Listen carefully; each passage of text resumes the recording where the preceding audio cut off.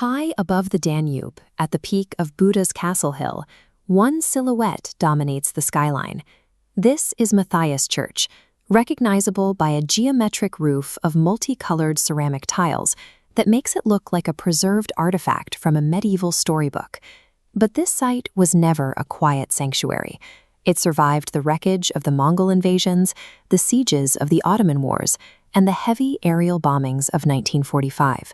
The building we see today acts as a physical archive of that trauma, with scars and structural reinventions hidden within its stone and ceramic skin. Decoding these architectural layers reveals how Hungarian identity endured through a millennium of foreign occupations. To enter the church, you pass through the Maria Gate at the foot of the southern bell tower. The stone relief above the door shows the Virgin Mary in prayer, surrounded by the apostles.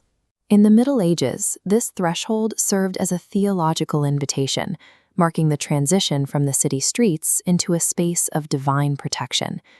But that protection ended abruptly in 1541.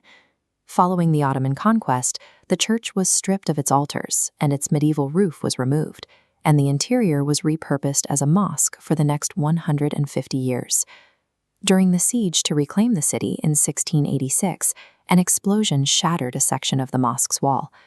According to historical accounts, the blast revealed an old Madonna statue that had been hidden behind the plaster for generations. The sight of the statue emerging intact from the ruins shattered the defenders' morale, leading to the swift collapse of the Ottoman garrison and Buda's recapture by Christian forces.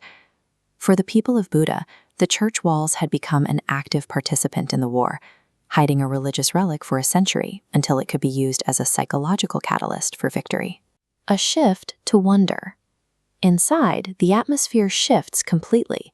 Almost every square inch of the vaults and columns is covered in the exuberant Hungarian style, a dense tapestry of hand-painted floral and geometric patterns. 19th century architect Frigyes Schulich stripped away centuries of Baroque additions to expose the building's idealized medieval Gothic soul. He integrated high-tech engineering, using weather-resistant Zolnai pyrogranite tiles to ensure the new roof withstood the elements that destroyed previous iterations. This architectural revival turned the church into the main stage for the country's most important political events. In 1867, the coronation of Emperor Franz Joseph and Empress Elizabeth effectively created the Austro-Hungarian Empire. Schulich's structural resurrection provided the theater required for these royal rituals, transforming the building into the primary symbol of Hungarian national prestige.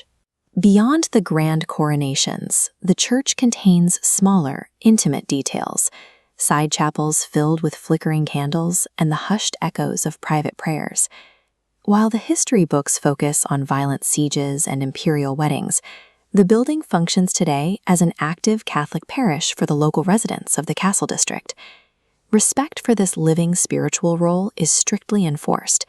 Visitors are required to maintain a reverent silence, ensuring the sanctuary remains a place of worship rather than a museum. The Zolnai tiles and stone arches provided the physical shield, but the constant need for repair and maintenance over 1,000 years was driven by the daily use of the worshippers inside. Matthias Church endures as a dual landscape, a fortress built to hold the weight of an empire's history, and a quiet refuge for the individual prayers of the people who still call it home.